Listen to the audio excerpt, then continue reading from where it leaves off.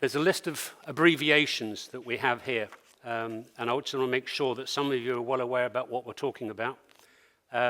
It talks about FM, PM, CM, and AM. And in terms of the vernacular that we're using in this particular industry, there is room for confusion. FM, facilities management, and it's not a radio station. My standing joke at cocktail parties and when my kids explain my career is that soft FM is not easy listening jazz, hard FM is not heavy metal rock, right?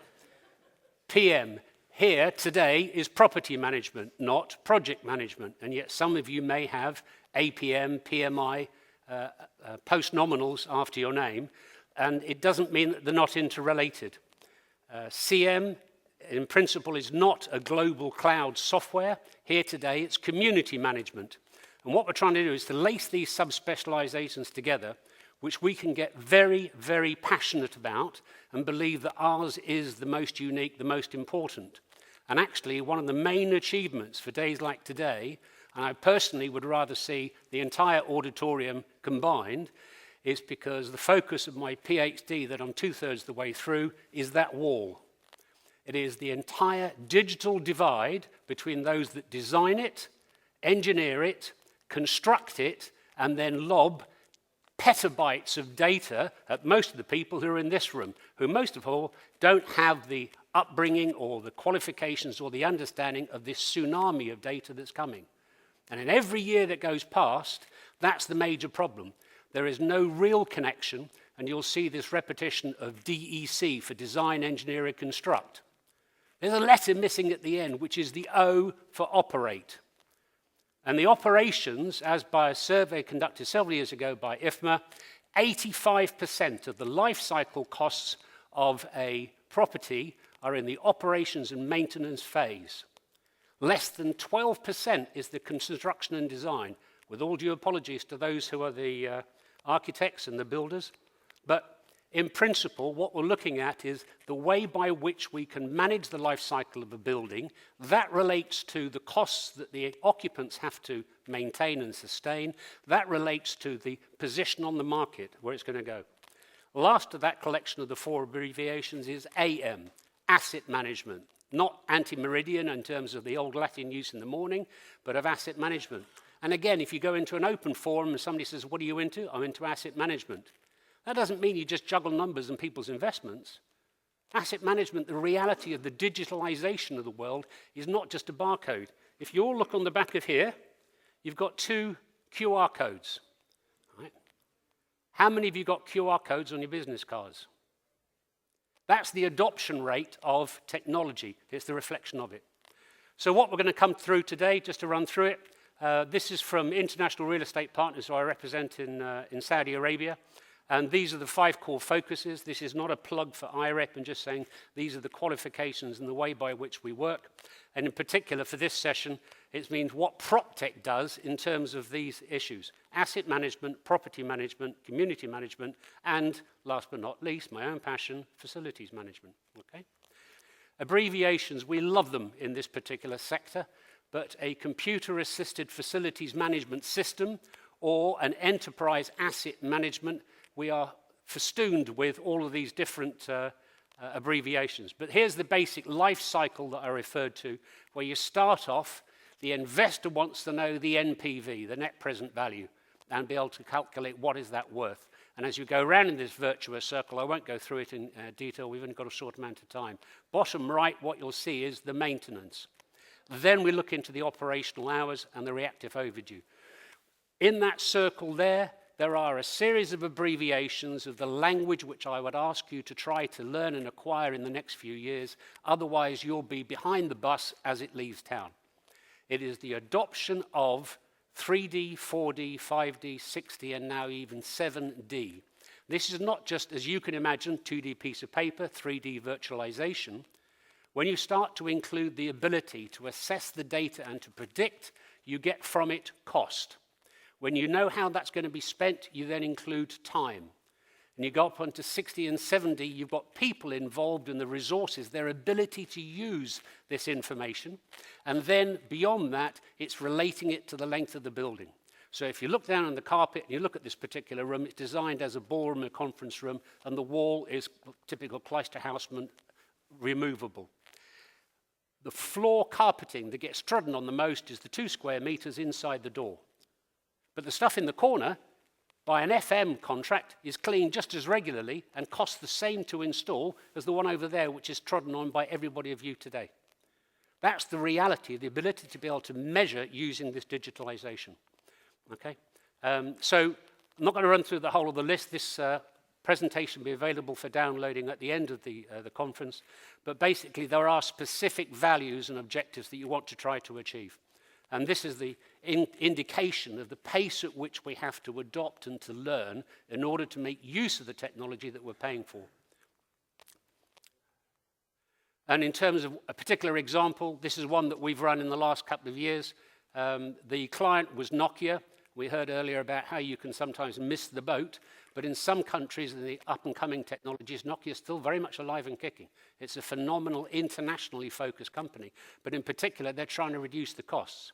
Here I show you a complicated graph. It looks like it initially, based upon standard readings over a period of time that's about a year and a half ago, but look at the bit on the right.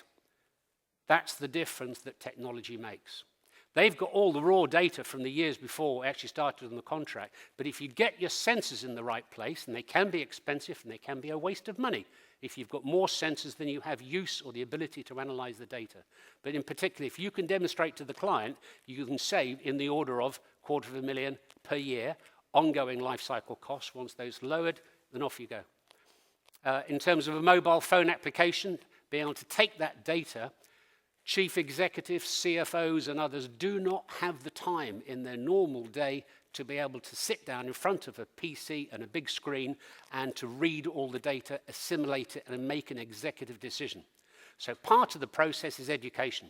If you've got a good mobile technology platform, then you can have something like this, and you can simplify it and manipulate it as an application on your mobile phone. So you can look at this, and it goes into the green, everything's okay. It's based upon aviation experience of 100 years, where if the needle is in the green, it's okay. You don't worry what it says, what the units are. If the trend is going towards orange, this was adopted and transferred into vehicles. Now, in a Tesla, you're just worried about how much battery life have you got left. Right? But the principle of putting 2 fingers onto Duracell battery and showing you red, amber, green was groundbreaking when it first came in, and now you expect it. So mobile applications have to be able to demonstrate the best value. In terms of those that are the interested partners, if you're a devotee of Miller Hyman as a management technique, you're trying to understand who in which company is the influencer, the decision maker, the coach, then these are the things you want to come out with it. Health and safety and others will look upon it for having an ISO. But there is an ISO for asset management in 55001. I'm a devotee of 41001. I'm on the committee for 41016. Coming soon to an ISO publication near you. It's just going through the final ratification place. And 41016, which is partly the reason why I'm here today, is all about technology in FM. And it's a 35, 40-page document. You can qualify in it, sure, but it's actually there to guide you down a path of how do you make best use of it. The key points will come down here. How do you make best value of technology in the property sector? And it's the realization of that value. But you've got to focus on your organization's objectives. There is no standard benchmark technology solution across the board. It has to be balanced against risk of all the different types of risk that exist. We've got to improve not only the quality of the service, but the performance and reliability and safety. And there are some countries that sometimes when you can look at it and think, my goodness me, that used to be what we did back in the dark ages before the PC. But it still goes on. People still have horrendous accidents, more leaning next door in the construction industry than in the FM industry, thankfully. But we are a resource-based sector, be it property, FM, or asset. And the final part there is representing a strategic management approach. That's the part of my specific daily role, is mainly to go in and sit in with the C-suites and say, what are you trying to achieve?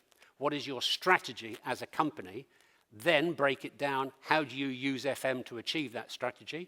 And then below that, back to the ISO 41016, how do you use FM technology to achieve your FM goals, and how do they support the business? If they're not interlinked, then you're just wasting time on consultancy and thoughts in your C-suite. So this is iReport. It was originally based on an FSI module, which is now MRI as a product. I'm not selling it, I'm just saying there's a lot of other companies that have looked at it, and it is an international product. We've adapted it to our purpose, and we market it as a separate product. Anybody else can do it, but whoever's offering you a solution, there's always one. There's one that meets your budget, your needs, your scope, the size of your portfolio. Without asking people to stand up, could you just put a show of hands and then look around the room as you do it? Who used a navigation system on their mobile phone to find this hotel this morning or to guide them here? Look around the room, all right? You've adopted it. Did you design it? No. Do you know how to use it? Yeah. Did your grandchildren teach you or your children teach you? No, you just kind of muddled your way through it and got the hang of it. And it improves every year in its accuracy. How many people have actually got an application in terms of facilities management, a smart application on a phone? Smaller number. There's the divide. That's the digital divide. I'm coming from wastewater background. We used to generate lots of, analysis to improve or adjust the performance of the sewage treatment. But the behavior of the people and the operation team was not such to look at this data, and they were just doing things the way they wish to. Nowadays, we are trying to generate and publish a lot of data. How we can ensure that we are taking advantage of these data? All right, it's a fair question. It's not so much how can we, why are we not, I would throw back to you. If you look at a country such as Saudi Arabia, for example, just tipping over 32, 33 million, 50%, over 50% of the population is under the age of 25. If you look at that as a country and as a typical take-up rate, how many of them have got smartphones? Maybe those under the 8 or 10-year-old bracket don't have their own phones, but many do. Just as a show of not to embarrass anybody, is there anybody in the room that doesn't own a smartphone? Be honest. Okay? Let's call that 100% conversion rate. Right? If you can take that, now think of your workforce that works for you in facilities management. It could be any one of the AV specialists here, the cleaners, the caterers. How many of them are carrying a smartphone in their pocket? Not for the purpose of their job, and they are paid proportionately a significant amount less than most of the individuals in this room. But they've adopted technology. They find, we talked about Zoom earlier on, right? Why did Zoom sell? It was free, right? Everybody else that was paying their license for anything from Citrix or any other product, GoToMeeting or whatever it's going to be, you had to pay a license fee. Zoom's take-up was free. People cottoned on, word spread, Spotify, right? Shazam, all these other issues. If you use it and people see you using it, they will adopt it. I don't think we have to convince the younger generation, a huge significant proportion, how to use a phone or the advent of mobility. It's up to us to find ways of taking the data, making it usable, selecting, as we heard earlier, less than 2% is actually usable in the FM community compared to what's built, and then making it happen.